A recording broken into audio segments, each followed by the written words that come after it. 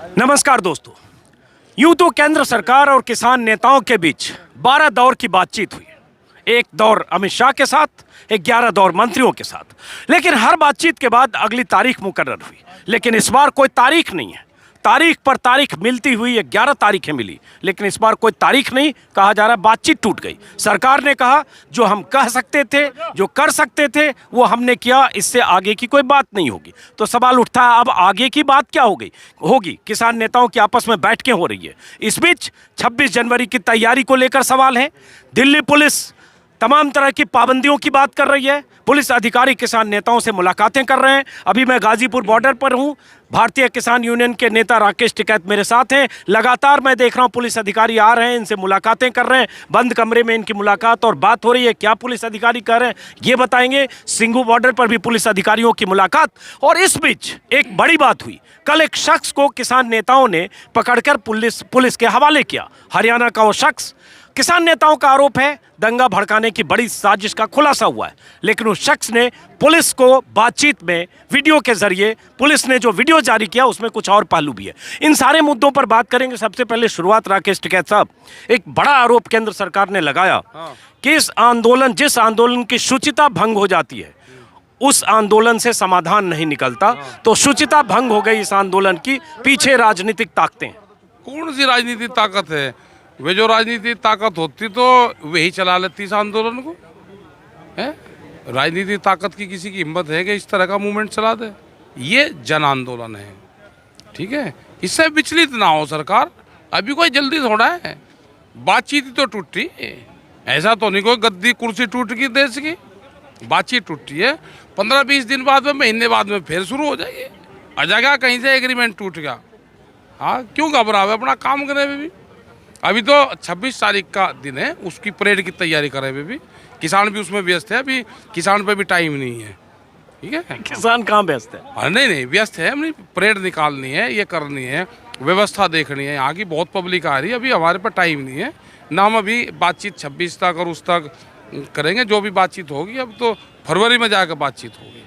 आप कह रहे हैं आपके पास बातचीत का टाइम नहीं है। सरकार कर रही है जितना हम कह सकते थे कह दिया, अब आप चलो जाओ। फाइल बंद कर दी हमने। हाँ तो ठीक है, तो हमें भी तो पता है कि फाइल बंद करी तो वहाँ रखी रहे ना। उसमें जो कमेटियों की फाइल हैं वे तो धूल झाँक रही, तो फाइल बंद कर रख दी। आ जाएगा 1 आध साल में उसका टाइम फाइल का। राकेश टिकैत साहब, कल 3-3.5 घंटे बीच में क्या हुआ गैप कि आप अलग थे, मंत्री अलग थे, वो इंतजार कर रहे थे, आप अलग मीटिंग कर रहे थे, फिर देर रात तक आप सिंघू बॉर्डर पर मीटिंग करते रहे? हमने कोई बातचीत नहीं करी। हम तो ये कर रहे थे कि जो शख्स जो पकड़ रखा था उससे पूछताछ वहाँ के लोग भी कर रहे थे जो पकड़ा था। और फिर सब लोग वहाँ पर गए थे सिंघू बॉर्डर। इस संबंध में हमारी कोई बात नहीं।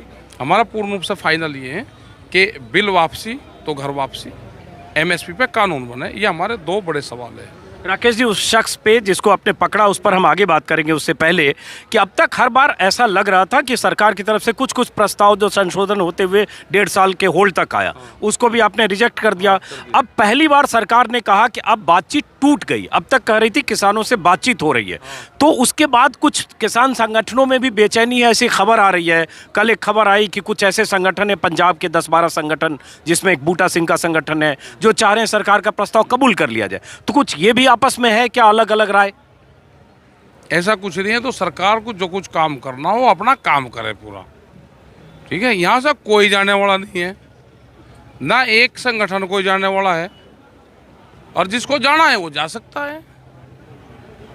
ऐसा कोई आदमी नहीं है कि जो जा रहा। सबकी सहमति ये है कि पूर्ण रूप से बिल को खारिज करा जाए। ये जो कानून है ये वापसी लिया जाए। ये है MSP पे कानून बने। ये 2 बड़े सवाल पूरे ही देश के किसानों के हैं, पूरे देश के संगठनों के हैं।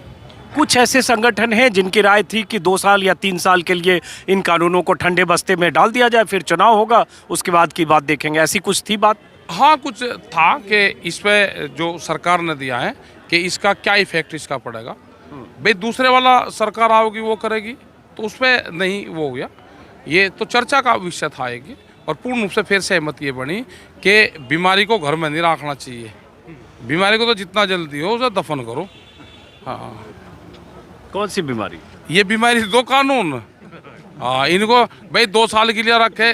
कैंसर बीमारी अगर होगी तो ऐसा कोई करेगा कि 2 साल के लिए हो जा, उसमें पैसा कितना ही खर्चा हो जो ताकत उसमें लगो तो उसे ख़त्म आदमी करेगा। हाँ, ये तो बीमारी है। अब ये बताइए टिकैत साहब, अब बात 26 जनवरी की है कि 26 जनवरी के लिए क्या तैयारी है, पहले आपसे हम सुन लेते हैं, उसके बाद आगे हम बात करते हैं। अभी भी देख रहा हूँ कुछ पुलिस वाले आईपीएस अधिकारी आए हुए, लगातार पुलिस वाले आपसे बात कर रहे हैं। आपकी क्या तैयारी है और पुलिस वाले आपसे क्या कर रहे हैं? वे तो कह रहे जी कौन से रूट से लेके जाओगे, हमने बता दिया ये रूट है, वे तय कर रहे हैं। पुलिस आज पूरा रूट बना के पुलिस और किसान बैठ के पूरे रूट तय कर रहे हैं पूरे दिल्ली के।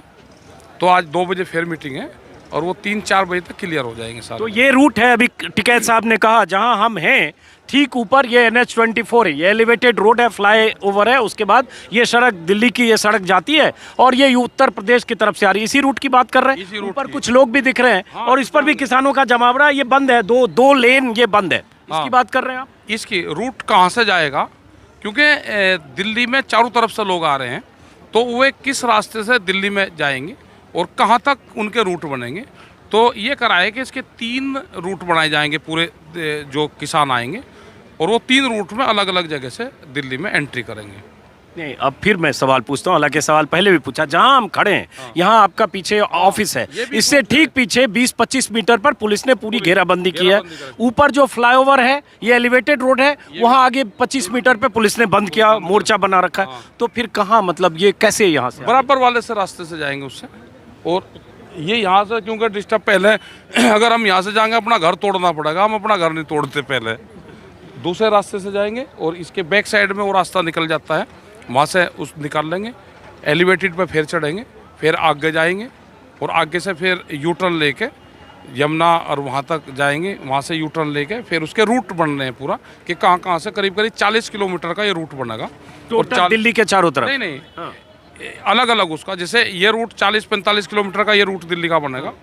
जो दूसरे रूट है वे कोई 40 के, कोई 60 के, कोई 35 के, उनको रूट निकाल रहे हैं कि जिससे ट्रैफिक और भी डिस्टर्ब ना हो और वो रूट भी निकल जाए।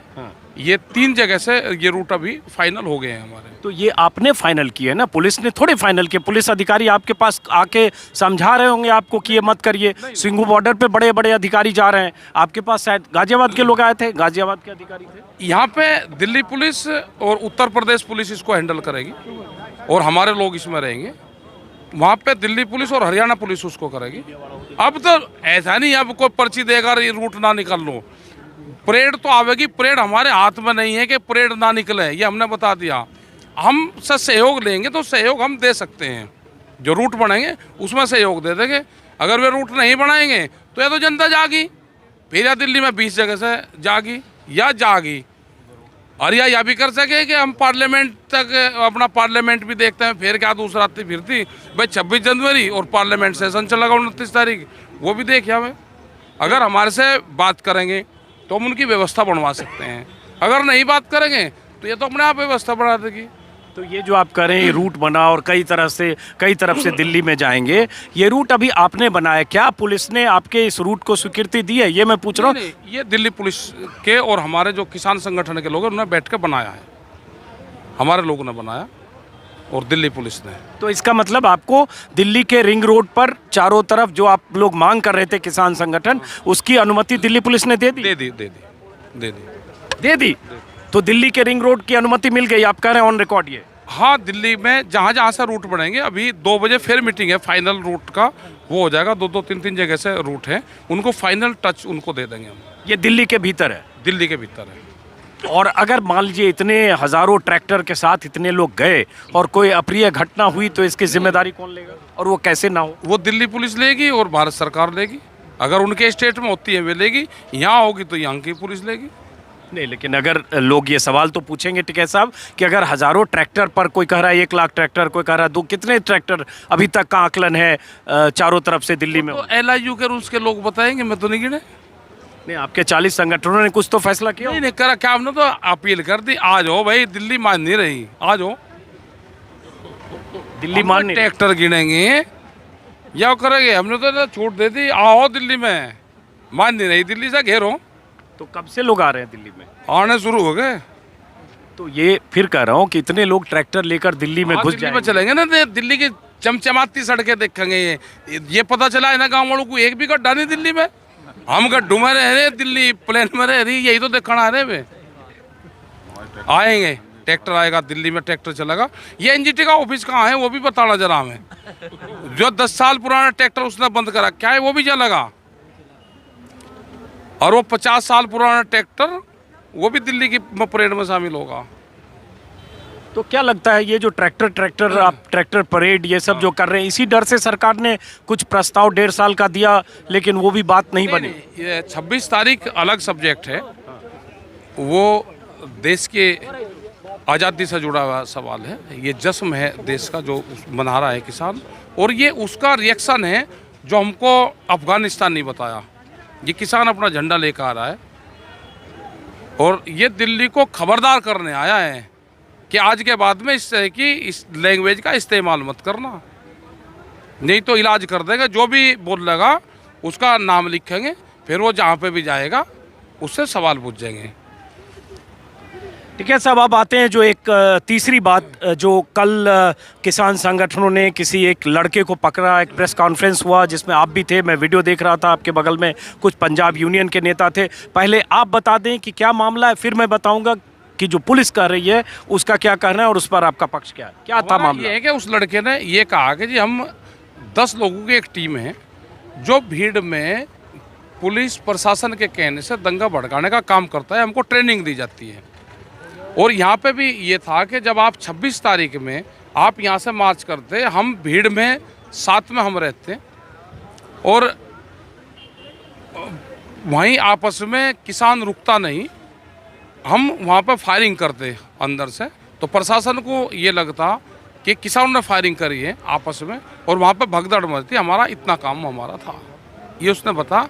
इसलिए हमने पंजाब पुलिस, हरियाणा पुलिस और दिल्ली पुलिस के अधिकारियों को बुलवा के उसको सौंपा है कि ये क्या है, मानसिक रोगी है या क्या इसकी प्लान है, 10 लोग वे कौन हैं जिनके नाम ले रहा है, वे कौन हैं, वे उनसे कभी मिले या नहीं मिले। तो ये एक जांच का सब्जेक्ट है पूरा, और इसकी जांच करके समाज के सामने, पुलिस प्रशासन के सामने, सरकार के सामने और किसानों के सामने ये चीज़ें आनी चाहिए। उसने 4 लोगों के फ़ोटो भी उसने दिए हैं कि जिसको बता कि जो लीडर हैं इनको भी शूट करने का वो है। कोई वेपन का भी उसने नाम बताया, हम तो उसका जानते हुए कि 4 किन के फोटो है? वो पंजाब के ही कोई लोग हैं उनके फ़ोटो हैं जो जत्थेबंदी। उसने कहा कि स्टेज पे भी हमको इनको जो रेजर वाली गन होगी उससे वो करना था, हथियार हमारे पास में आ गए हैं, ये उसने कहा। तो आपको लगता है इतनी बड़ी साजिश कि ऐसे हथियार देकर किसान नेताओं पर गोली चलवाने की इतनी बड़ी साजिश, कोई सरकार या कोई सिस्टम इसमें शामिल हो सकता है?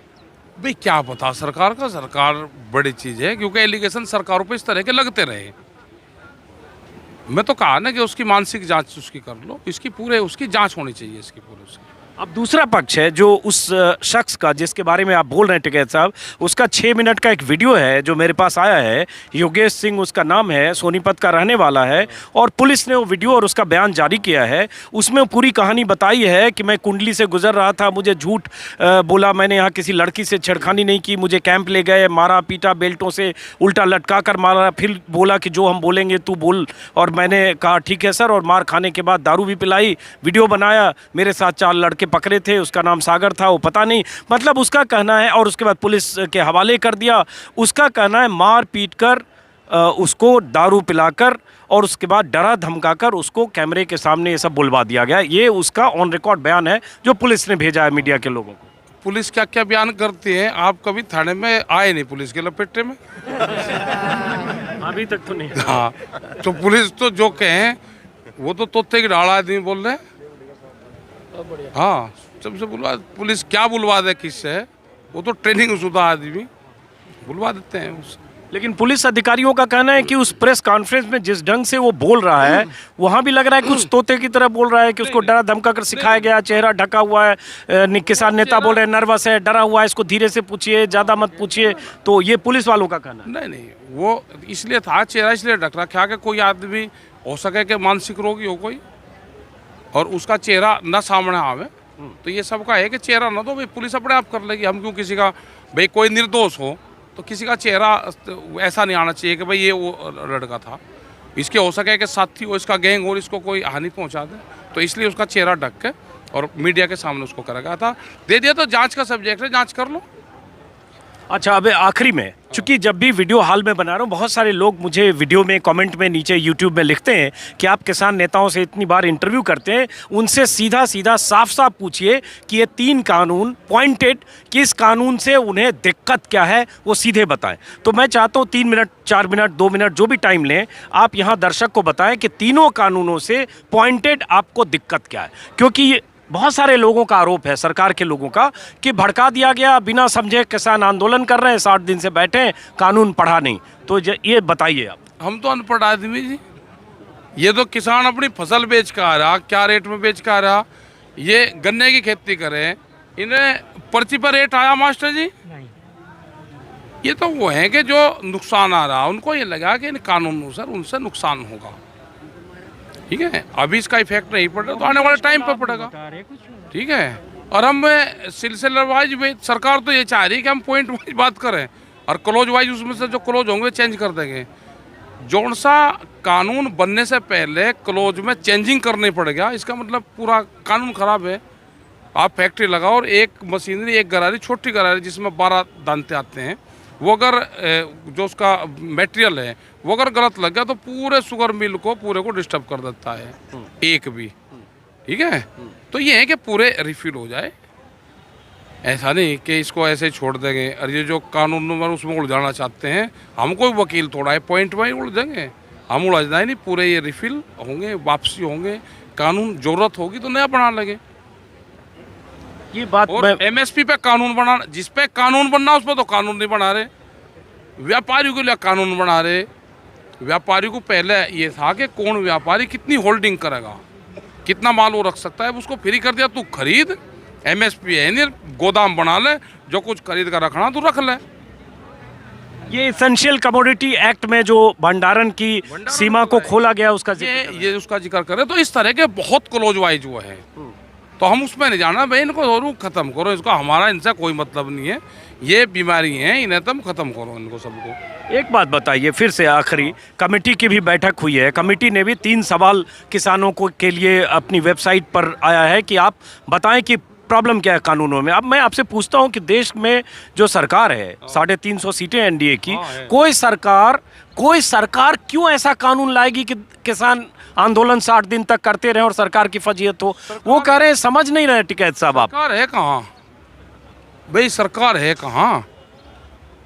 सरकार देश में है, प्रधानमंत्री मोदी है। वोट जिस तरीके से वे लेकर आए हैं उसको आप सरकार कहोगे? अरे बहका के लोगों ने वोट दे दी। वे 300 सांसद अब चुनाव लड़ लो किसी और इशू पे, उनकी कोई व्यक्तिगत वोट है, वो तो वोट किस मुद्दे पर लोगों ने दे दी?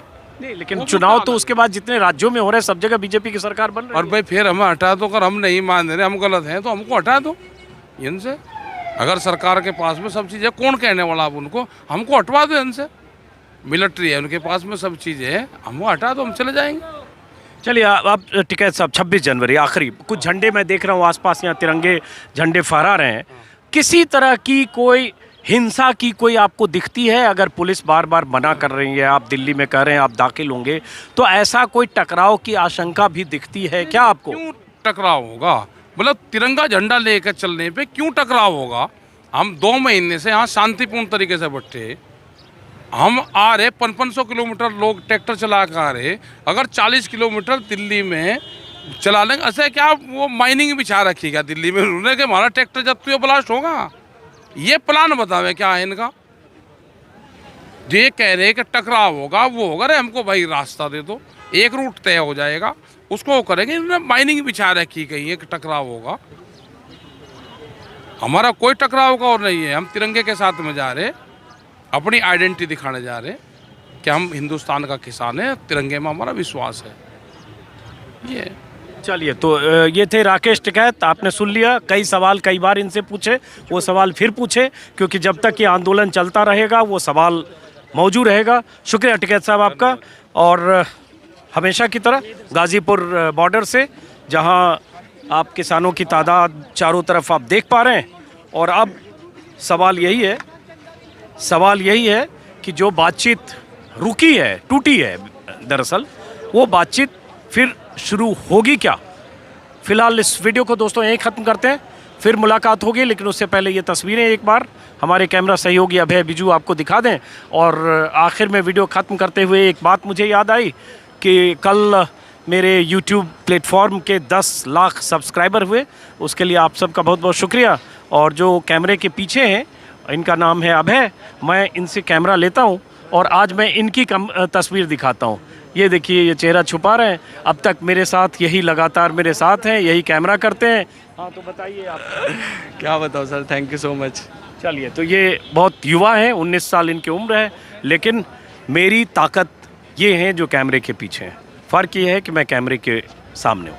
नमस्कार, फिर मुलाकात होगी किसी और वीडियो में। शुक्रिया, नमस्कार।